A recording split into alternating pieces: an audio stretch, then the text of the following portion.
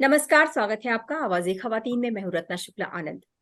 26 अगस्त दुनिया भर में महिला समानता दिवस के तौर पर मनाया जाता है, क्योंकि इसी दिन से अमेरिका में महिलाओं को मतदान का अधिकार मिला था। भारत में आज़ादी के बाद से ही महिलाओं को मतदान का अधिकार मिला है और उनकी भागीदारी जो है वो चुनावों में भी बढ़ी है। लेकिन भारत जैसे देश में जहां प्रधानमंत्री के पद पर श्रीमती इंदिरा गांधी, राष्ट्रपति के पद पर श्रीमती प्रतिभा देवी सिंह पाटिल और वर्तमान में श्रीमती द्रौपदी मुर्मू राष्ट्रपति के पद पर पदासीन हैं, और अन्य क्षेत्रों में भी महिलाएं जो हैं वो पुरुषों के साथ कंधे से कंधा मिलाकर चल रही हैं। लेकिन फिर भी जब हम आधी आबादी की बात करते हैं तो कहीं ना कहीं महिलाओं को जो समानता के अधिकार हैं वो अभी आधे अधूरे हैं, यानी उनकी जो प्रगति है वो कुछ आधी अधूरी सी लगती है। क्या वजह है इसकी, जानते ही नीरा मिश्रा जी से, जो कि द्रौपदी ड्रीम ट्रस्ट फाउंडेशन की संस्थापक है। साथ ही साथ हमारे साथ मौजूद हैं संध्या बजाज जी, जो कि वरिष्ठ अधिवक्ता हैं सुप्रीम कोर्ट में। आप दोनों मेहमानों का बहुत बहुत स्वागत है आवाज़े ख़वातीन पे। नमस्कार रत्ना जी, बहुत बहुत धन्यवाद। आपने हमें बुलाया और ये बहुत ही महत्वपूर्ण विषय को आपने चुना है, क्योंकि हमारे समाज में कुछ एक हजार एक साल से इस तरह की त्रुटियां आ गई हैं कि महिलाओं को जो समानता हमारे प्राचीन समय में प्राप्त थी वो अब नहीं है। और आपने बिल्कुल सही कहा कि हमको अब अपनी आधी आबादी होने के बावजूद भी अपने बेसिक राइट्स के लिए भी लड़ना पड़ता है। तो ये चीज जो हमने जो नोटिस करी है कि कुछ तो जो अवधारणाएं फैलाई गई हैं और कुछ ऐसे सामाजिक मूल्य आ गए हैं जिसकी वजह से बेटी को एक बोझ माना गया है। तो बचपन से ही आप देखेंगे कि बच्ची जब पैदा होने जाती है, तो अभी तो कुछ सालों में कुछ बदलाव अच्छे आए हैं, क्योंकि सरकार ने बहुत ही कहते हैं प्रोग्रेसिव कदम उठाए हैं और बेटी पढ़ाओ बेटी बचाओ ये सब उठाए। लेकिन आप देखिए कि बचपन से बच्ची पैदा होते ही बहुत सारे घरों में बच्ची को मार दिया जाता था, क्योंकि वो एक बोझ मानी जाती थी। जी। और वो उसको पालना पोषना, वो कहती वो तो दूसरे पढ़ाई घर चली जाएगी, तो हमें इसको रख के क्या फायदा। और उसके लिए शादी को लिए जो डाउरी सिस्टम आया, जो हमारे समाज में पहले प्राचीन समय में नहीं था। तो मैं एक छोटी सी तुलना देना चाहूंगी कि हमारे जो वेद हैं उसमें लड़की और लड़के को एक एकदम समानता दी गई है। और यहाँ तक कहा गया है कि बच्चे को, मतलब बेटी को या बेटे को, बेटी के बारे में स्पेशली कहा गया है कि पहले इसको पढ़ाओ लिखाओ, इसको सक्षम बनाओ, फिर ये इस तरह का बनाओ ताकि ये समाज में अपना अस्तित्व बना सके। और जहां भी जाए वहां पे वो एक उस घर की भी अपनी एक प्रगति में उसका योगदान हो, उसके पति की प्रगति में उसका योगदान हो, उसके बच्चों की प्रगति में उसका योगदान हो। लेकिन ये जो त्रुटियां आ गई हैं, ऑब्वियसली हम पॉलिटिक्स में अभी नहीं जाना चाहेंगे, लेकिन हमको ये देखना है कि जब बच्ची पैदा हो रही है, इसमें हरियाणा ने बहुत अच्छा एक काम रिसेंटली करा है कि जो कंपैरिजन है मेल एंड फीमेल रेशियो में, वो काफी उन्होंने अपना बेटर कर दिया। सबसे सबसे बड़ा राजस्थान और हरियाणा का ये वाला आंकड़े आते थे। तो एक तो हमें वहां बचपन से ही बच्ची जब पैदा होती है उसको समाज में उतना ही दर्जा देना चाहिए। मतलब हमने ऐसे ऐसे घर देखे कि बच्ची की जन्मदिन नहीं मना जाता है, लेकिन लड़के का जन्मदिन धूमधाम से मनाया जाता है। तो ये जो त्रुटियां अभी भी हमारे कुछ ऐसे तत्व हैं जो बिखरे हुए, इनको हमें मेन स्ट्रीम में लाना है। दूसरी एक जो आती है जो पढ़ाई लिखाई को लेके, जैसे ही वो स्कूल जाती है तो थोड़ा उसको चारवीं चार पांच छह, ज्यादा से ज्यादा आठवीं या दसवीं पढ़ा दिया कि भाई तुमने बहुत पढ़ लिया, अब तो तुम्हें घर संभालना है, बच्चे पैदा करने हैं, अब आगे पढ़ के क्या करोगी। ये जो मानसिकता है ये बहुत ही खतरनाक मानसिकता है एक सभ्य और एक प्रगतिशील समाज के लिए।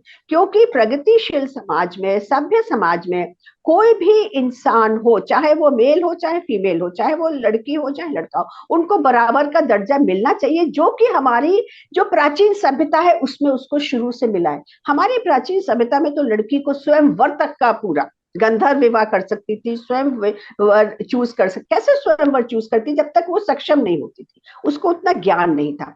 तो हमारे समाज में ये जो शादी ब्याह से रिलेटेड जो बहुत सारी समस्याएं आ रही हैं कि लड़की को एक कमोडिटी, एक सेलेबल कमोडिटी बनाया गया है कि भैया लड़की जो है वो आपके घर जाएगी तो हमें कितना वो मिलेगा पैसा, ताकि हम उसको देखभाल करेंगे हमारे पास, मतलब उसको वो एक बोझ मान रहे।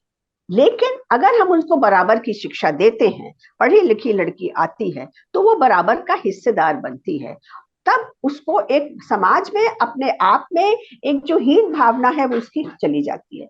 तो हमको इक्वालिटी लाने के लिए दो महत्वपूर्ण काम करने होते हैं, करने चाहिए, जो कि हमें घर घर फैलाना चाहिए कि बच्ची पैदा होते ही उसको बराबर का, ये नहीं है कि तुम बहन हो या बेटी हो तो तुम पानी पिलाओगी सबको, लेकिन बेटा है तो वो पानी का ग्लास अपने हाथ से नहीं उठाएगा, खाना तुम बनाओगी बेटा नहीं बनाएगा। ये जो भेदभाव है, ये भेदभाव घर में माँ बाप से चलता है, उसको हटाना है। प्लस स्कूल में जब जाती है तो उसको पूरी शिक्षा, जितना वो पढ़ना चाहे, जितनी भी उसकी काबिलियत है पढ़ने की, या उसको ज्यादा पढ़ने की काबिलियत नहीं है तो वो किसी स्किल डेवलपमेंट में, कोई हुनर के अंदर जाके उसको ट्रेनिंग मिलनी चाहिए, ताकि वो अपने आप में सक्षम बन सके। एम्पावरमेंट का मतलब यही है। जब आधी आबादी है तो आधी आबादी अगर समाज पे बोझ बन जाएगी तो क्या समाज प्रोग्रेस करेगा? कोई भी देश कभी प्रोग्रेस नहीं कर सकता। अब जी आप नीरज जी। देखिए, आपने बहुत अच्छी बात कही कि हमारे यहाँ वोटिंग राइट्स, वोटिंग राइट्स हमारे यहाँ तो, हमारे तो पहले वोटिंग नाम की चीज ही नहीं थी, जैसे हमको आजादी मिली मिल गई। अब पश्चिम देश के लोगों को हम बड़ा, उनके उनके उनके उनके लोगों को हम, महिलाएं जो यहाँ की है वो उनको देखती है कि भाई वो बड़े प्रोग्रेसिव हैं। वो कैसे प्रोग्रेसिव है? 1906 में तो उनको प्रोग्रेसिव राइट्स मिली। इतनी दिनों के बाद जब भारत में हमारी इक्वालिटी, हम लोग फ्रीडम फाइट के लिए लड़ रहे हैं, वहां पे इक्वालिटी नहीं थी।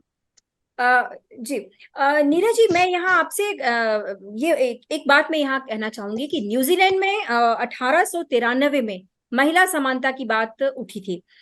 जब हम भारत की बात करते हैं, हिंदुस्तानी संस्कृति की बात करते हैं, तो आपने कहा कि वैदिक काल से ही महिलाओं को जो है वो समानता के अधिकार मिले हुए थे, स्वयंवर था, गंधर्व विवाह था, यहाँ तक कि महिलाएं जो है वो वॉरियर भी हुआ करती थी।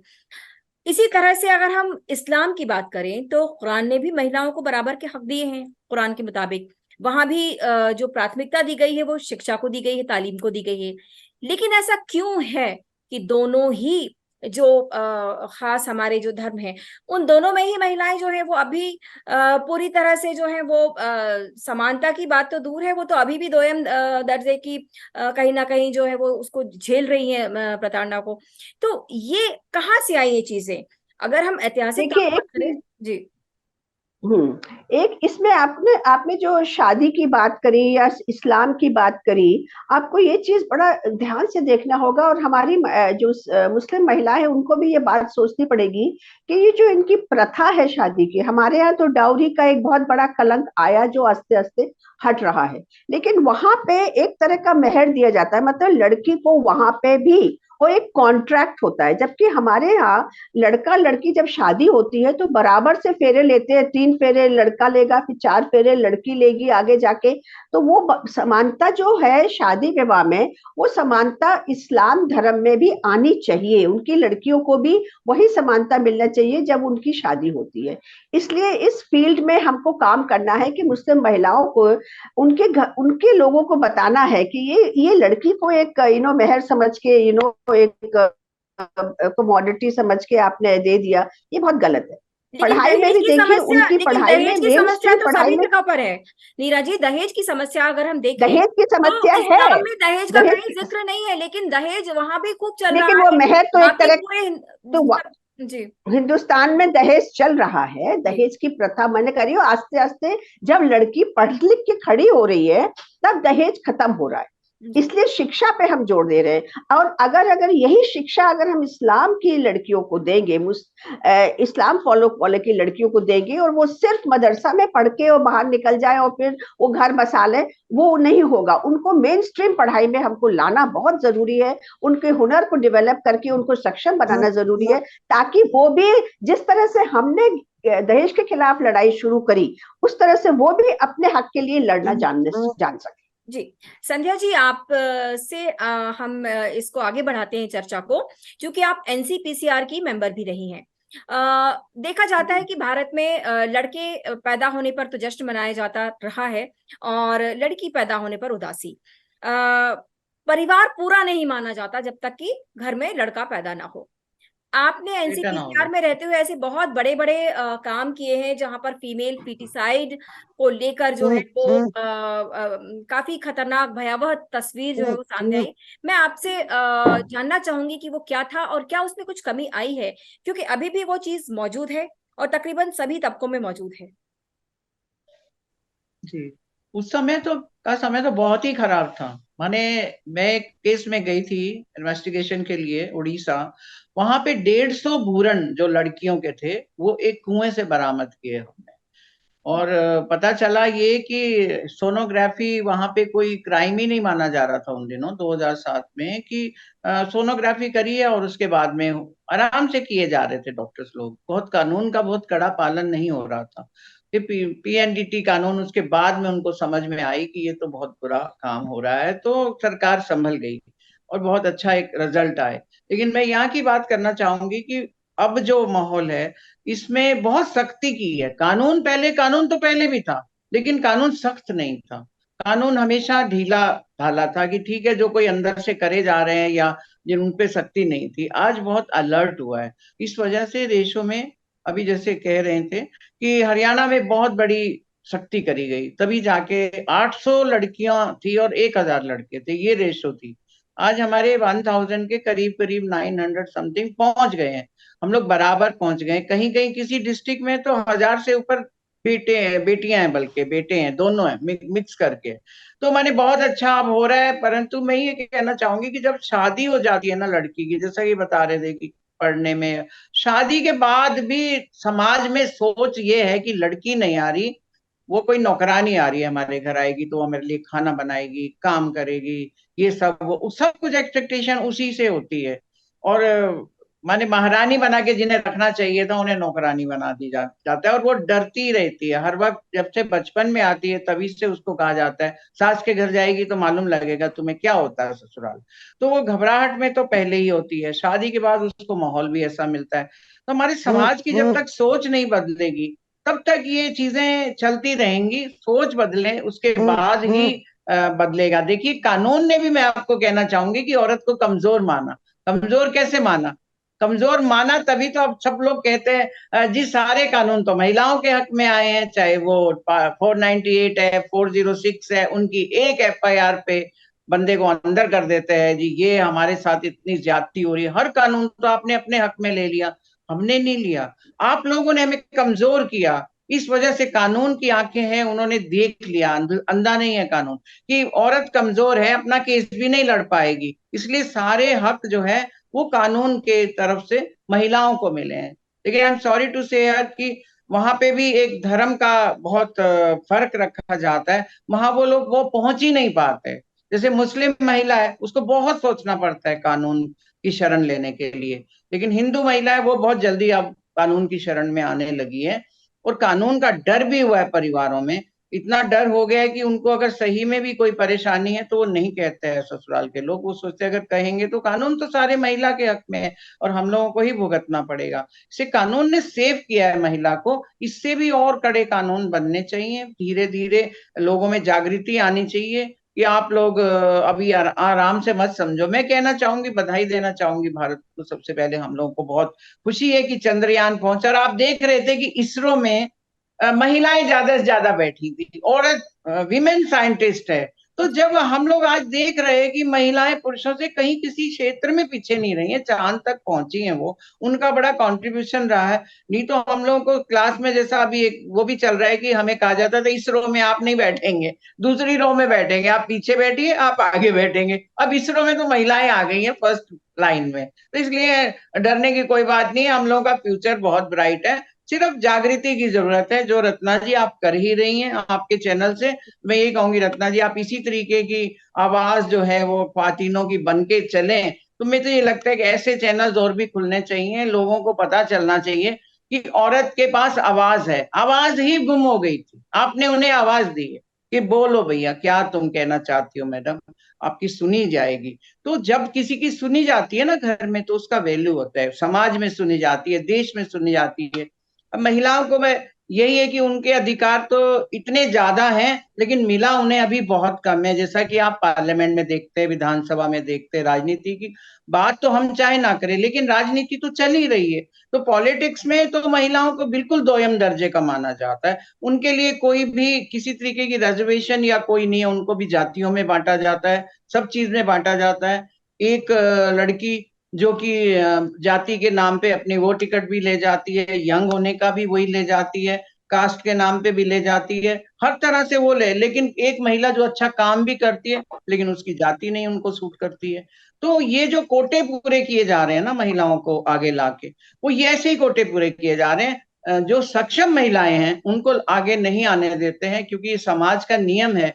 घर में भी ये रहता है कि अगर कोई होशियार है तो कहेंगे नहीं इसके नहीं चलने देनी है, हमने अपनी ही चलानी है। तो ये देश में भी चल रहा है। अगर जब तक पार्लियामेंट में 50% महिलाएं नहीं बैठी होंगी, अपने दम पे लड़के आए, चाहे इलेक्शन जो है, ऐसा नहीं है कि वो आपको रिजर्वेशन दे, रिजर्वेशन तो हो जानी चाहिए थी आज तक। मैं भी पार्टी से मांग करती हूँ कि उनको, आज सत्ता में है, पूरी तरह से मेजोरिटी है, फुल मेजोरिटी। फुल मेजोरिटी के बाद तो कोई बहाना ही नहीं बचता है। पहले तो चलो आधी अधूरी होती थी सरकारें, पहली बार है कि सरकार 10 साल से फुल आ गई। पूरी जब सरकार हो तो उनको चाहिए कि महिलाओं का कानून जल्दी से जल्दी पास करें, ताकि आप ही के राज में ये पता चले कि चांद तक तो पहुंचे, जमीन पे भी हम उतने ही सुरक्षित हैं, जमीन पे भी हम लोगों को पूरे अधिकार मिले हैं। तो आप इस तरीके से, मैं सरकार से भी मांग करती हूँ और आपसे भी बताना चाहती हूँ कि आप ये जागृति जरूर करें। ये हम राजनीति से बचते क्यों हैं, हर बात पे कहते हैं कि politics is a dirty game. ये डर्टी गेम तो महिलाएं फटकड़ी बन के उतरेंगी, वो डर्टी गेम जो है उसमें जाएंगी तो उसको साफ कर देंगी, स्पष्ट कर देंगी। आप देख लीजिए, जहां पे एक महिला बैठी और 4 पुरुष ना, वो बचते हैं कोई भी गलत बात करने से, गाली देने से, अब्यूज करने से, कि नहीं नहीं वीमेन बैठी है यहाँ, वीमेन का इतना दर्जा है। तो महिलाओं से का एक रुतबा जो है उसको आप इस्तेमाल करिए कि कोई झगड़ा लड़ाई किसी तरीके की हो रही हो, वहां पे विमेन को आप लाइए। अब ऐसा नहीं है कि विमेन इस ये नहीं कर सकती है, सब कुछ कर सकती है, औरत सब कुछ कर सकती है, ये उसने साबित भी किया है और आप लोगों ने उसे मौका भी दिया है। अब उनको आप ये मौका दीजिए कि राजनीति में जगह जगह पे वो महिलाएं जो है वो, क्योंकि काम अगर घर का करना आता है, घर चलाना जिसे आ गया ना, उसे सरकार चलानी आती है। घर चलाना is a very difficult work, जो कि हम लोगों को, मैं एक ही बात ये भी कहना चाहूंगी, सिर्फ ये आखिरी बात ये कहूंगी कि डोमेस्टिक जो है वायलेंस पर तो हम ले आए हैं, पर डोमेस्टिक जो वर्क करती है महिला, उसकी कोई वैल्यू नहीं है। वो सारे दिन में कपड़ा धोती, बर्तन मांजती, सफाई करती, बच्चे पालती है, सारे उसके काम करती है पूरे घर के, लेकिन कोई वैल्यू नहीं। शाम आप क्या करती है, आपको क्या काम है? आपको तो कुछ काम नहीं है, आप तो बनी है नहीं। अच्छा, वो वकील बनी है या इंजीनियर बनी है, उसकी डिग्री को गॉडरेज की अलमारी में रख देते हैं कि तुम इसको तो रखो एक तरफ को, तुम्हें नहीं वकालत करनी, हम करेंगे। मैं बहुत सी लेडी लॉयर्स को जानती हूँ जो प्रैक्टिस में नहीं आ सकी हैं, उन्होंने बच्चे पालने, घर चलाना है। तो बताइए वो अच्छी प्रैक्टिस कैसे कर पाएंगी, जजेस कैसे बन पाएंगी, क्योंकि वो प्रैक्टिस ही नहीं कर पाती हैं। उनको घर 20 साल 10 साल वो घर देखेंगी तो 10-20 साल तो पीछे हो ही गए हम पुरुषों से, तो कहाँ पे आप जज बनेंगे? बिल्कुल तो नीरज जी, बहुत आपसे, सारे नीरज मुद्दे जी, हमारे खोए जा रहे हैं। नीरज मैं जी जो इसमें कह रही है, एक चीज मैं ऐड आपसे करनी ये चाहूंगी। मैं आपसे ये जानना चाहती हूँ हाँ, बताए। कि क्या महिलाओं को जो अधिकार दिए गए हैं या बराबरी की जो बात है, वो ऊपरी तौर पर तो बहुत अच्छे नजर आते हैं, लेकिन जब घर के भीतर जो वास्तविकता है वो इससे काफी अलग है। क्योंकि आज जो महिलाएं हैं, जो पढ़ी लिखी और जो कमा रही हैं महिलाएं, वो भी शोषित हो रही हैं। अब उनका दोहरा शोषण हो रहा है, वो घर का काम भी कर रही हैं और आर्थिक तौर पर भी घर में अपना कर रही हैं। मैं वकील हूँ, मैं देख नहीं रही नहीं, हूँ शोषित IAS शोषित हो महिलाएं रही हूँ, बैठी हैं। नहीं हाँ जी। नहीं, सभी दुखी हैं, क्योंकि क्या हो रहा है ना कि तुम्हारा पैसा, तुम हमारा पैसा, लेकिन तुम्हारा पैसा भी हमारा पैसा, वो एक बहुत बड़ी चीज आ रही है। जो लड़कियां काम कर रही है, उनका जो भी कमाई होती है वो होता है कि उनकी बर्थ राइट है कि घर वाले उसको ले लें, लेकिन हस्बैंड क्या कमा रहा है या भाई क्या कमा रहा है, उस पर किसी का बर्थ राइट नहीं, वो भाई डिसाइड करेगा या हस्बैंड डिसाइड करेगा। ये एक बहुत इंपॉर्टेंट फैक्टर आ रहा है, जो लड़कियां बराबर से काम कर रही हैं। एक इंपॉर्टेंट बात पॉलिटिक्स में आपसे कहना चाहूंगी कि आपने ये जो मुद्दा बताया कि इक्वालिटी इन पॉलिटिक्स इसलिए इंपॉर्टेंट है क्योंकि जब हम इक्वल स्पेस पर बैठ के हम सही कानून बना सकते हैं जो समाज में इक्वालिटी लाए। उसके लिए मेरा एक छोटा सा सुझाव है यहाँ पे कि हम इस समय एकदम से लोकसभा की पॉलिटिक्स के लिए आपको मसल पावर चाहिए और मनी पावर चाहिए, लेकिन हर एक पॉलिटिकल पार्टी अगर ये डिसाइड कर ले कि हम राज्यसभा में जितने भी नॉमिनेशंस लेंगे अपनी पार्टी की तरफ से 50% वुमेन को लाएंगे, तो राज्यसभा में अगर 50% वुमेन आ जाती हैं, एक तो इंटरनेशनली हमारी representation of women in parliament अच्छा हो जाएगा। सेकेंडली, वहां एक तरह की एक शुरुआत हो जाएगी कि भाई 50% अब यहाँ आ गई, फिर आस्ते आस्ते हम लोग लोकसभा के लिए भी तैयारी कर सकते हैं एट अनदर 10-15 साल में। लेकिन ये इमीडिएट स्टेप हमारी सरकार क्योंकि पावर में है, ये एक रूल जरूर ला सकती है कि आज से जो भी राज्यसभा के लिए नॉमिनेशन जो पार्टी करेगी उसको 50% वुमेन को लाना ही है, तभी हम उसको एक्चुअली चीज को आगे ले जा सकते हैं। नहीं तो खाली बातें बातें हो जाती है, हम लोग अपनी ही पॉलिसी पर डिसाइड नहीं कर पाते, अपने रिलेटेड पॉलिसी पे हम लोग डिसाइड नहीं कर पाते, क्योंकि मेल में अब आपने कहा आरक्षण मिली बात कैसे नहीं हुआ, सारी तो इलेक्शन में लेके इन्होंने सुलझा दिया कि इतने जाति का ये होना चाहिए, उतने जाति का ये होना चाहिए। अरे ये कोई जाति के सवाल नहीं है, ये मनुष्य का सवाल है, आधी आबादी का सवाल है। हमको जाति से ऊपर उठ के देखना है, हमको सब चीज से ऊपर उठ के उसको एक उतना ही बड़ा इंसान मानना जितना एक मेल मेंबर है। और ये आरक्षण तो हट जाना चाहिए सबके लिए, बिकॉज आरक्षण ने जो हमारे बीज बो के गए हैं ना अंग्रेज, वो उस चीज ने हमारे समाज को, हमारे पॉलिटिक्स को इतना दूषित कर दिया है। इसलिए महिलाओं को आगे आके जाति से अलग होके एक अपनी आवाज उठानी चाहिए कि हमें राज्यसभा में 50% चाहिए, जाति के आधार पर नहीं चाहिए, काबिलियत के आधार पर चाहिए। बिल्कुल, आपने सही बात की कि मातृत्व के साथ साथ नेतृत्व में भी महिलाएं होना आवश्यक है। तो नेतृत्व में होना क्यों आवश्यक है, ये भी जानेंगे हम कि क्यों जरूरी है महिलाओं का बराबरी से जो है वो संसद में बैठना। दूसरी बात यह है कि क्या पितृसत्तात्मक जो सोच है वो अब भी हावी है। भले ही हम नियम कायदे बना रहे हैं, परंतु वो सोच इतनी हावी है कि व्यावहारिक रूप में जो वो है वो परिणित नहीं हो पा रही। संध्या जी, आपसे जानना चाहेंगे।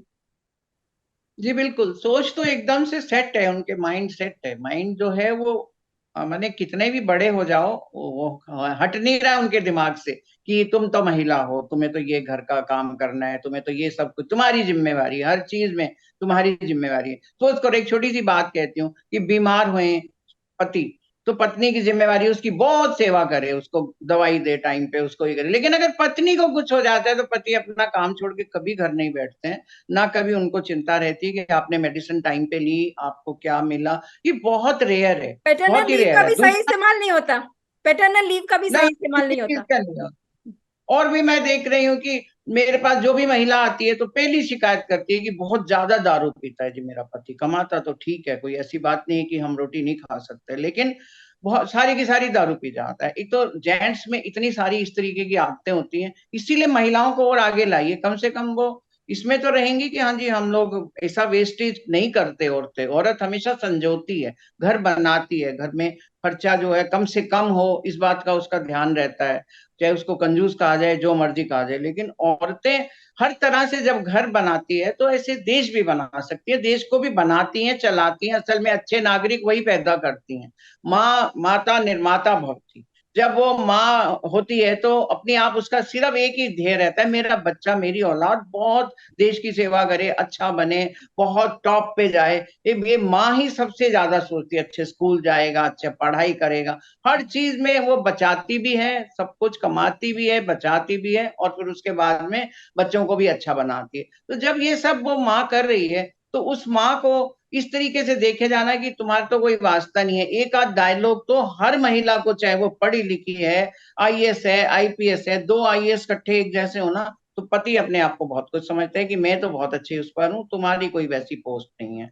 मेरे पास अभी केनान जी एक स्टाफ आया, हस्बैंड वाइफ थे दोनों, मैंने कहा चलो दोनों को रख लेंगे, कोई बात नहीं। तो हस्बैंड ने मुझे कहा कि मैडम एक ही आपसे रिक्वेस्ट है, मेरी तनख्वाह इससे 2000 फालतू होनी चाहिए, औरत की तनख्वाह ज्यादा मत कर देना और मेरे को नीचा मत दिखा देना। वो कैसे? मैं कहा मैं कैसे दिखा दूंगी, तुम दोनों की एक सी एजुकेशन है। कहते नहीं, पर मुझे पे इससे फालतू चाहिए, मैं घर में ये नहीं रहना चाहता कि मेरी बीवी मुझसे ज्यादा कमा रही है। माने ये क्या सोच है? आपकी वाइफ कमा रही है तो आपको लगता है कि मैं नीचे हो गया, आप नीचे नहीं हुए, आप ऊपर ही है अभी तक, क्योंकि वो आपकी नजरों में जो है, निगाह में वो आपको दर्जा देती है पूरा। वो क्या देती है? आपके नेचर, आपकी बिहेवियर, आपकी बहुत सारी और कमाइयां हैं।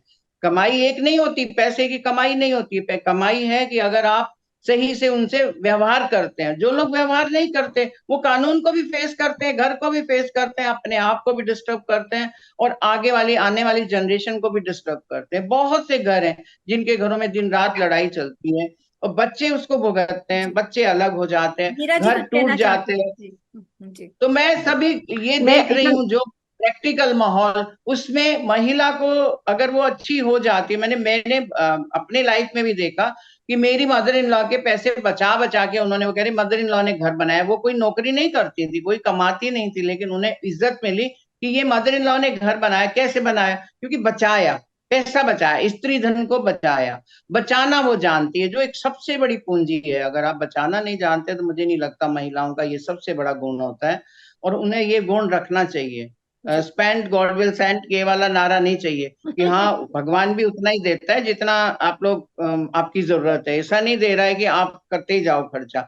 तो मैं यही कहूंगी कि महिलाओं में जो गुण प्रभु ने दे दिए, ऊपर वाले ने दे दिए, ममता, दया, भावना, जो चीजें भर के भेजी हैं हम लोगों को, वो चीजें आज बड़ी जरूरत है। कंपैशन की बहुत जरूरत है अभी हमारे देश में, हमारी लाइफ में। नहीं तो लोग अलग होते जा रहे हैं, वो सोचते हैं नहीं ये लाइफ नहीं है, आप किसी के काम में टांग मत अड़ाओ। ये टांग नहीं अड़ाना है, आप उसकी समस्या को देख रहे हैं। आज जी लोग जी। देखते हैं संध्या जी, कहीं नीरा पे जी से कुछ हो भी रहा एक है, रिएक्शन होने ले दो। लेते हैं। जी, नीरा जी से भी एक हाँ, रिएक्शन। हमारा क्या, मैं सानू की ये जो हो गई है ना सोच की, असी की करना है, साथ वाला है परेशान तो हमने क्या लेना है जी। वो हमने क्या लेना, वो खत्म होना चाहिए। और जो महिलाएं क्योंकि वो हैं बात कभी ना कभी वो आपके काम घर पे भी करना आ सकती है। चाहती हैं, उन्हें जी काम करने दीजिए, उनके काम में एसेट बनिए। बस मैं तो ये कहूंगी कि एसेट जो बनते हैं पुरुष, वो अपना ही लाभ करते हैं, अपना ही घर को बहुत अच्छा चलाते हैं, क्योंकि अगर वो महिलाओं को आप खड़ा कर रहे हो तो वो दोनों परिवारों को ऊपर उठाएगी, खड़ा करेगी। आप देखना, सूद समेत वापस करेगी आपको। आप उनपे थोड़ा सा करो तो सही, स्पेंड करो तो सही, इस तरीके का वो टाइम, मनी, एनर्जी सब कुछ उनको दो, उसके बाद में आप लाखों गुना लो। ये है कि महिला पे जो जी नीरा इन्वेस्ट जी। किया जी जाता है वो उससे अधिक देती है, करती जी। है। और मैं उसके बाद कई लोग तो महिलाओं को मानते हैं कि लक्ष्मी है, घर की इज्जत है, घर का सब कुछ है, लेकिन उसके बावजूद भी जो वो सहती है क्राइम जिस तरीके से, वो चुप रहती है। मेनली ये है कि गांव की महिलाओं को देखो, साइलेंट रहते हैं, मार खा के भी वो बैठी रहती हैं कि ठीक है मेरा तो यही घर है, मैं कहाँ जाऊं, मैं कमा नहीं सकती। वो अपनी कमियां खुद ही ढूंढती रहती है, मेरे से ये नहीं होता, मुझसे वो नहीं होता। वो सब हो जाता है अगर आप एक बारी कमर कस लेते हैं तो मैं तो यही कहूंगी कि बच्चों में शुरू से आत्मविश्वास भरो, स्पेशली बच्चियों में। बेटी है ये कह के नहीं, बेटी है, सब कुछ कर सकती है बेटे, जी तुम जी। लोग जी बहुत आगे बढ़ नीरा जी, सकते हो। नीरा जी। मैं आप बस एक एक इम्पॉर्टेंट बहुत सेंसिटिव पॉइंट है जो इक्वालिटी से रिलेटेड है। हमारे समाज में अभी इन्होंने लक्ष्मी की बात कही, हमने शुरू से एक मानसिकता दी थी कि ज्ञान का प्रतीक सरस्वती है, हमारी बेटी या हमारा बेटा, मतलब ज्ञान का प्रतीक सरस्वती, धन की प्रतीक लक्ष्मी, शक्ति का प्रतीक दुर्गा। ये हमने एक एक मानसिकता बनाई थी और लड़की को उस तरह का ही। मैं ये कह रही थी कि एक बहुत ही महत्वपूर्ण बात है जो इक्वालिटी से रिलेटेड है, जेंडर इक्वालिटी से रिलेटेड। हमारे समाज में इतनी कुरीतियां आ गई हैं कि एक लड़की को एक कमोडिटी और एक सेक्स ऑब्जेक्ट मान दिया गया है।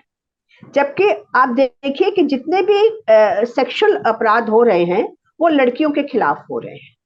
तो ये जो इनइक्वालिटी, जो मेल मेंबर्स में ये जो मेंटल एटीट्यूड आ गया है कि लड़की एक सेक्स ऑब्जेक्ट है और इसके साथ हम कुछ भी कर सकते हैं, कभी भी खेल सकते हैं, चाहे वो हमारे घर की ही कोई बेटी ना हो। तो ये जो इक्वालिटी है, जो जेंडर पैरिटी, जेंडर इक्वालिटी के लिए हमें समाज में एक बहुत बड़ा एक जागरूकता फैलानी है कि एक महिला कोई किसी की ना तो कमोडिटी है ना प्रॉपर्टी है। जैसे द्रौपदी ने आवाज उठाई थी कि मैं तुम्हारी प्रॉपर्टी नहीं हूं, तुम मुझे दांव पे कैसे लगा सकते हो। लेकिन आज के समाज में जो हो रहा है एक लड़कियों बच्चों के साथ, लड़कियों के साथ, उस चीज को लेके आई थिंक हमें इक्वालिटी, हमको उस एंगल से भी मेल मेंबर्स में जेंडर इक्वालिटी के लिए हमें कुछ एक मुहिम चलाना बहुत आवश्यक है। ये चीज हम देख रहे हैं उसमें भी, ये हर समाज में है। हम ये नहीं कह रहे हैं कि सिर्फ हिंदू समाज में है या मुस्लिम समाज में है, ये हर समाज में है। और ये एक एटीट्यूड हमें वेस्ट से मिला है। तो हमको ये वेस्टर्न कॉन्सेप्ट हटा के अपने ट्रेडिशनल कॉन्सेप्ट में, जहां लड़की को एक देवी माना गया है, लड़की को पूजनीय माना गया है, वो कॉन्सेप्ट लाना चाहिए।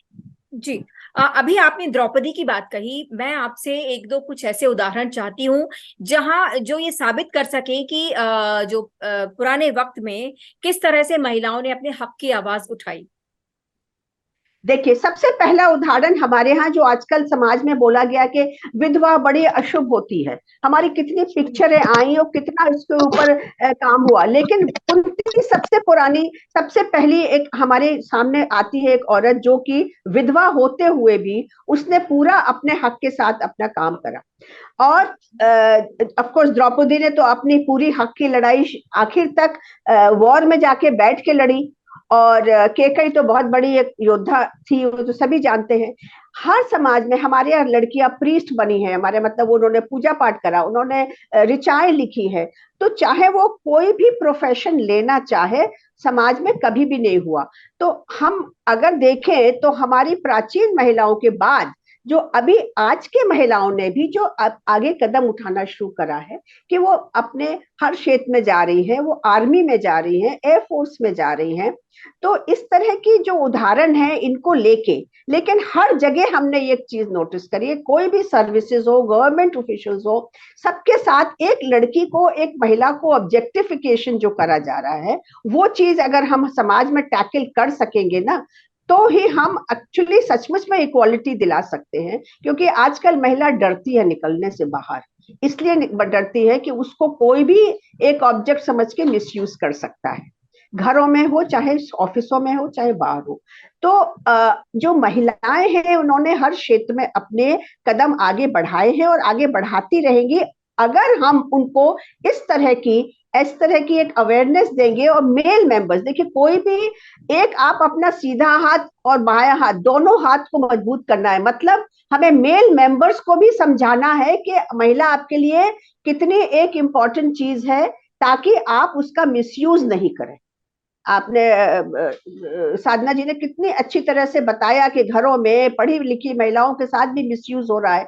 तो ये एक मिसयूज इसलिए हो रहा है ना कि उसको एक कमोडिटी माना गया है, सेक्स कमोडिटी माना गया है, अर्निंग कमोडिटी माना गया है, घर की घर की काम करने का वो एक साधन माना गया है। लेकिन उसको एज एन इंडिविजुअल एक राइट नहीं दी गई है जो हमारे प्राचीन समाज में थी।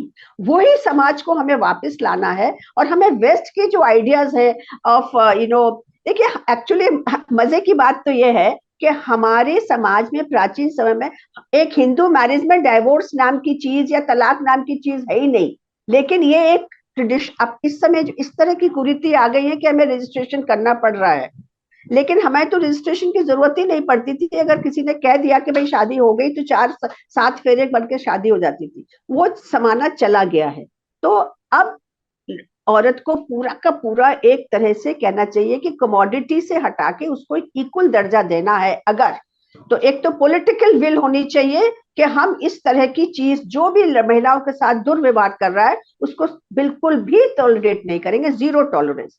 प्लस महिलाओं को पूरा दर्जा, अगर हम ऊपर लेवल पे पॉलिटिक्स में अगर महिलाओं को राज्यसभा में इक्वल दर्जा मिलेगा तभी हम अपनी पॉलिसी बना के और एक उदाहरण पेश कर सकते हैं पूरी दुनिया के लिए कि हम बराबर हैं, बराबर थे पहले और फिर से हम बराबर हैं। और हम जब बराबर होते हैं तो जैसे मैडम ने कहा कि हम पूरे घर की सोचते हैं, हम पूरे देश की सोचते हैं, हम अपने लिए नहीं सोचते हैं सिर्फ, जो कि एक मेंटालिटी है कि भाई हम अपना ही सोचें और दूसरा को, वो बीमार है तो पड़ी रहने दो, अपने आप देखेगी, वो एटीट्यूड हटना है।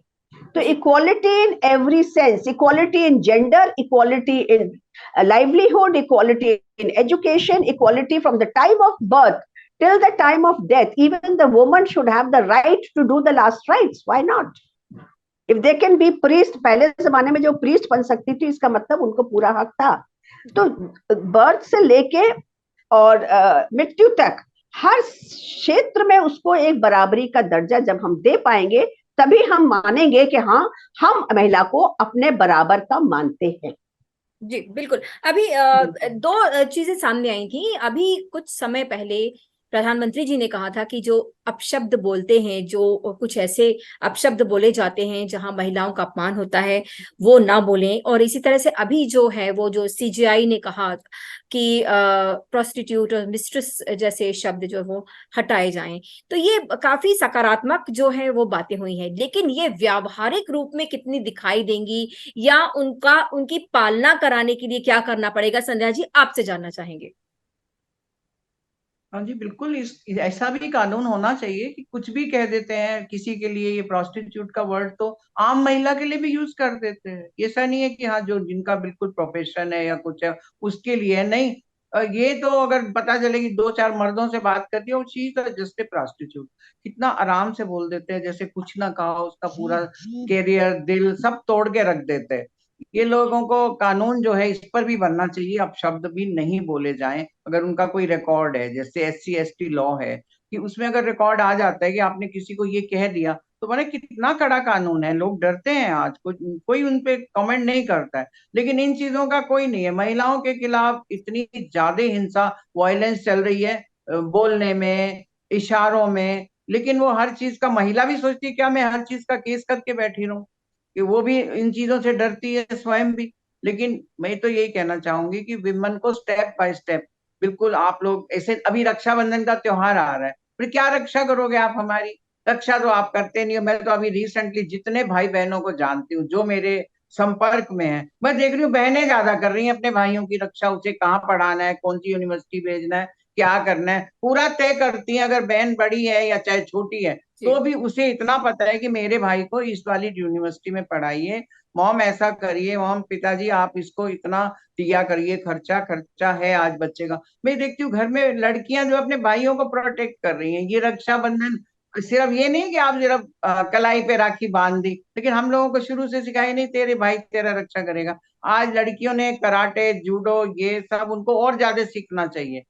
रक्षा एक तरह से नहीं होती है कि आप उन्हें बचाएंगे, बाकी रक्षा भी है कि रोज की रोज उनकी किसी तरह की मान हानि नहीं होगी, घर के अंदर उन्हें डांटा सिकारा नहीं जाएगा, तो उस पर भी भाई लोग अपना वो करेंगे। भाई लोग घर रहेंगे तो बहन की रक्षा करेंगे। बहन का क्या सारे दिन में रूटीन है, कैसा वो सहती है, क्या वो रहती है, उसको नहीं देख पाते। लेकिन sisters are always worried about their brother, उनका कैरियर, उनकी सब कुछ। तो ये अगर इस तरीके की रक्षा हो रही है तो हम तो बराबरी में आ चुके हैं। लेकिन फिर भी ये सारी बातें ही जो है वो महिलाओं पर ही आती हैं। गाली है वो भी सब महिलाओं से शुरू है, ये सब कहना है वो भी महिलाओं से शुरू है। आदमियों को तो कोई कुछ नहीं कहता है। जी मेल तो सब चीजों से बचे हुए हैं, कुल वो मिला कुछ के भी ये है करते कि रहे। दस जी जी कुल दस मिला के महिलाएं रखें तो कोई उनको कुछ नहीं कहता है। लेकिन औरत जो है दूसरे से बात भी कर ले तो उसके लिए मालूम नहीं कौन कौन सी संज्ञाएं लगाते हैं। तो इस तरीके की बातों से समाज में बचना चाहिए। सिर्फ उन्हीं लोगों में ये थोड़ी है जो एजुकेशन इन्होंने ली है, वो इज्जत से बोलते हैं।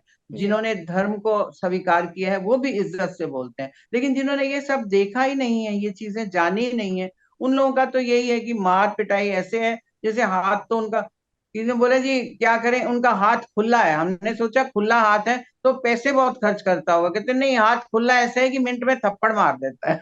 ये बहुत बढ़िया, भी तुम घरेलू लोग हिंसा बहुत बड़ी इसको हाथ समस्या खुला है। बोलते हो। जी बिल्कुल, हाँ। ये समस्या जो है, घरेलू हिंसा है, दहेज है, या जो जेंडर इनइक्वालिटी है, ये सारी चीजें हैं। और इसमें सीधी सीधी बात यही सामने आती है कि महिला होना आसान नहीं है। पहले आपको अपने अधिकारों के लिए लड़ना पड़ता है, इसके बाद फिर आपको अपने आप को सही साबित करना पड़ता है कि आप सही हैं।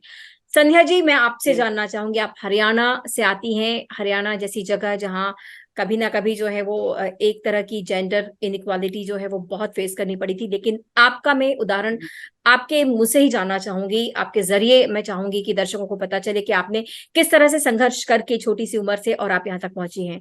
आप किस तरह से रोल मॉडल हैं, थोड़ा बताएं। बिल्कुल, देखिए जब मेरी शादी हुई तो सब कहते जी या वकील नहीं जावा है, मतलब आप अपने पति के नाम से पहचानी जाती है, वकील आप नहीं कितने है कितने वो साल की कुछ उम्र में नहीं। शादी हो गई थी आपकी? मेरी 16 साल की उम्र में शादी हो गई, 16 मेरी एज थी। जी। और मैं 10वीं पास थी, साहब वकील थे, तो वकील नहीं जावे, बच्चा हुआ तो बच्चे के नाम से याद है, ये राखी की माँ जावे, ये फलाने बच्चे की माँ जावे। थोड़े टाइम बाद जब मैं सोशल फील्ड में आई, मैंने काम किया, तो सबको पता लगा कि थाने बेरा है या कौन जावे या संध्या बजाज जावे। अपना नाम पहले पैदा करिए, खुद को बनाइए। उसके बाद में मैंने BA, MA, LLB, personnel management, सारी पढ़ाई मैंने शादी के बाद करी है, जिसमें बहुत मेरी परिवार की बहुत भूमिका है, मेरे इन लॉज की बहुत ज्यादा, मेरे पति की भी, सबका सहयोग है, बल्कि मेरे बच्चों का भी सहयोग है, जो छोटे छोटे थे और उन्होंने अपना जो समय था वो मेरे पर लगाया। मैं लॉ पढ़ती थी तो बच्चे कह रहे थे कि आप ऐसा करो, आपकी आंखें थक जाएंगी, हम पढ़ के सुनाते हैं, आप खाली सुनते रहिए। तो सबका कंट्रीब्यूशन हुआ, तब जाके आप कहीं पे खड़े हो पाते कि अपने आप को एजुकेटेड बता रहे हैं। तो जी। मैंने तो जो देखा था जी माहौल, उस समय हम लोग गांव में जाते थे काम करने, तो वहां के सरपंच पंच बोलते थे हम आपको चौपाल पे नहीं चढ़ने देंगे। लुगाई का कोई काम नहीं है गांव में चौपाल पे चढ़ के भाषण दे, सिर पे पल्लू चाहिए और एक तरफ बैठना चाहिए, आप नहीं आ सकती हैं। आज महिलाओं ने बहुत नाम बनाया है, तरक्की किया, आज वो खुद बुलाते हैं कि आप आइए हमारे चौपाल की शोभा बढ़ाइए। तो ये फर्क बहुत ज्यादा आया है, और हम लोगों के समय में ये सब चीजें नहीं थी। बहुत मुश्किल से, आपके पास अपनी कोई कन्वेंस भी नहीं होती थी, आप ड्राइविंग नहीं कर सकते, तो जी। आप तो डिपेंडेंट रहते। फिर सबसे पहले ड्राइविंग सीखी, साइकिल से लेके कार ट्रक तक चलाना सीखा, कि हर चीज आए, आपको कोई भी व्हीकल मिले। जब गाड़ी हाथ में आती है तो मोबाइल हो जाती है औरत। आज तो मोबाइल दूसरे किस्म का आ गया जिससे आप फोन सुन सकते हैं, लेकिन उस समय मोबाइल तो आप कुछ ना कुछ स्कूटर कार चलाइए तभी आप मोबाइल होते थे। तो उसको चला के अगर आप गांव में जा रहे हैं, लोगों को मिलने जा रहे हैं, तो आपको कन्वीनियंट होता है, इजी, आप वापस भी आ सकते हैं।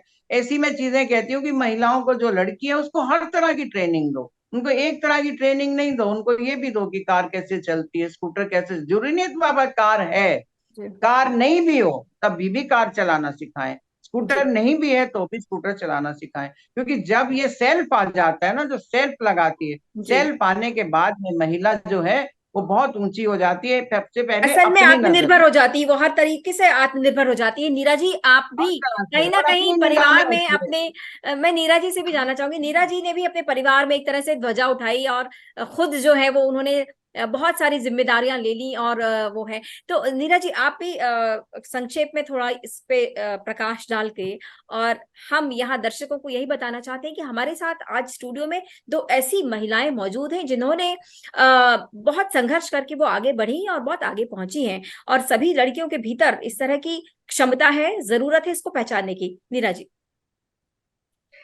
हाँ, एक्चुअली मेरे साथ एक सौभाग्य ये था कि मेरे फादर बड़े प्रोग्रेसिव थे। मेरे फादर हमेशा चाहते थे कि मेरे को बराबर की पढ़ाई मिलनी चाहिए, और उन्होंने मुझे बेस्ट ऑफ स्कूल्स में बराबर की पढ़ाई, और हमसे ये कहा जितना पढ़ना चाहती हूँ पढ़ो। तो मुझे मैं उन्होंने काफी ज्यादा कॉन्फिडेंस दिया। फिर जब मैं पढ़ लिख गई और मैंने कहा कि मैं अपना ही काम करना चाहती हूँ, तो भी उन्होंने नहीं रोका, कि ठीक है तुम जो करना चाहते हो हम तुम्हारे साथ हैं। तो मेरा फॉर्चून ये था, क्योंकि हालांकि उत्तर प्रदेश के लोग ऐसे बहुत कम आते हैं, लेकिन मैं पुरानी बात कर रही हूँ, तो ऑलमोस्ट कुछ डेकेड्स पहले की बात। तो मेरे फादर की वजह से मैं हूँ आज, मैं अच्छी तरह से पढ़ सकी, मुझे बराबर का घर में दर्जा मिला। और काम काज के मामले में भी कभी मेरे साथ ये भेदभाव नहीं हुआ, क्योंकि मैं औरों को देखती थी ना कि किस तरह से भेदभाव हो रहा है। तो मेरे फादर ने ये मेरे लिए थोड़ा सा बहुत ही अच्छा मेरे को माहौल मिला है, इसलिए। लेकिन हाँ, जब मैं बाहर निकली तब मुझे जो फेस करना पड़ा वो बहुत ही दर्दनाक था। क्योंकि एक महिला अगर अपने बल पे, अपने इंटेलिजेंस से कुछ काम करके आगे बढ़ती है तो उस पर 1000 क्वेश्चन मार्क लगते हैं कि भाई ये सक्सेसफुल कैसे होती है। तो ये जो हमको सामना करना पड़ा, ये बड़ा दुखदाई था हर कदम पे, कि भाई, और यही क्वेश्चन आता था कि अरे तुम तो महिला हो, तुम तो क्या करोगी, थोड़े दिन बाद शादी हो जाएगी, तुम क्या काम करोगी, हम तुम्हें बड़े ऑर्डर कैसे दे दें, क्योंकि कल को तुम शादी होकर चली जाओगी। मतलब ये सब क्वेश्चंस फेस करने पड़ते थे। मैंने कहा आप इससे क्यों डिसाइड कर रहे हैं कि मैं अपनी पर्सनल लाइफ कैसे जीऊंगी, आप मेरी प्रोफेशनल लाइफ को एटीट्यूड देखिए, उसके बेसिस पे मुझे काम दीजिए। तो ये मैंने स्ट्रगल करा, मैंने लड़ाई करी और लड़के मैंने हर काम को लिया। पहले मेरी बिजनेस भी चलती थी, तो अनफॉर्चुनेटली एक्सीडेंट की वजह से मुझे उसको रोकना पड़ा। लेकिन समाज के काम में भी जब बाहर निकलती थी ना, तो लोग सोचते थे कि भाई ये अकेली महिला, एक अनमैरिड महिला की कुछ अजीब ही चैलेंजेस है, क्योंकि मैरिड फैमिली है होती है तो उसके हस्बैंड है और उसके घर वाले हैं, लेकिन अनमैरिड लड़की को बहुत सारी चैलेंजेस फेस करने पड़ते हैं कि वो अकेले कहीं अगर जा रही है तो उस पर, मैंने कहा ना, 1000 सवाल उठते हैं जी और उसको 1000, मतलब बहुत ज्यादा प्रिकॉशंस लेने पड़ते हैं कि मैं किससे मिल रही हूँ, कहाँ जा रही हूँ, क्यों बात कर रही हूँ, क्या बात कर रही हूँ। तो ये चैलेंजेस मेरे लाइफ में आए, लेकिन मैंने, क्योंकि मेरी एक अपब्रिंगिंग अच्छी हुई थी और मेरी फैमिली में बहुत फॉर्चुनेटली मेरी एक बुआ की बेटी थी, उन्होंने भी बड़ा स्ट्रगल करके अपने पैरों पे खड़ी हुई, और मेरी बुआ भी बहुत प्रोग्रेसिव थी, तो मुझे वो एक वातावरण मिला फॉर्चुनेटली। जी लेकिन मैंने देखा है कि लड़कियों को, जो मैंने आपको जो कहा बातें बताई हैं, वो मैंने ग्रामीण क्षेत्रों में, शहरी क्षेत्रों में जाके जो महिलाओं के साथ काम किया है, वहां मैंने ये फेस करा है। और स्पेशली मुस्लिम विमेन्स के साथ तो मैंने बहुत ही ज्यादा, मतलब उनको जो विधवा पेंशन मिलती है वो तब उस पर उनको हक नहीं मिलता है, जो उनको कारीगर काम करती है उसके जो पैसा मिलता है उस पे उनको हक नहीं है। मैंने 3 लाख जरदोजी विमेन के साथ फरुखाबाद में जब काम किया तो बेचारी रोती थी कि मैडम हम लोग पर्दे के पीछे बैठ के काम करते हैं, हमें कुछ मिलता है, हमें यही नहीं मालूम पड़ता कि हमारे काम का क्या आया और क्या गया, जी हमसे काम करा लिया जाता है। ये आर्थिक तो आजादी की ये बात है, ये चैलेंज, महिलाओं की आर्थिक आजादी की, आर्थिक स्वतंत्रता की बात है कि किस तरह से अगर वो कमाती है तो उस पर किस तरह से उनका हक हो। तो मुद्दे बहुत ही, चुनौतियां बहुत हैं, ये प्रोग्राम तो बहुत मतलब लंबा चल सकता बराबर है। के कार्य में बराबर का हिस्सा मिलना चाहिए, बराबर का कार्य बराबर का पैसा मिलना चाहिए। जी बिल्कुल। तो जब तक समाज की सोच नहीं बदलेगी तब तक महिलाओं की स्थिति नहीं बदल सकती, चाहे हम कितनी भी योजनाएं ले आए, चाहे हम कितने कितनी भी बड़ी बड़ी बातें कर लें, लेकिन सबसे पहले जरूरत है सोच को बदलने की। और सोच ऊपर से नीचे तक समाज के हर तबके को बदलने की जरूरत है। आप दोनों मेहमानों का बहुत बहुत शुक्रिया, और हम उम्मीद करते हैं कि हम सब मिलकर समाज में वो बदलाव लाएंगे जबकि महिलाएं भी बराबरी से नेतृत्व करेंगी और अपने हक में बहुत सारे कानून भी ला सकेंगी। बहुत शुक्रिया आपका।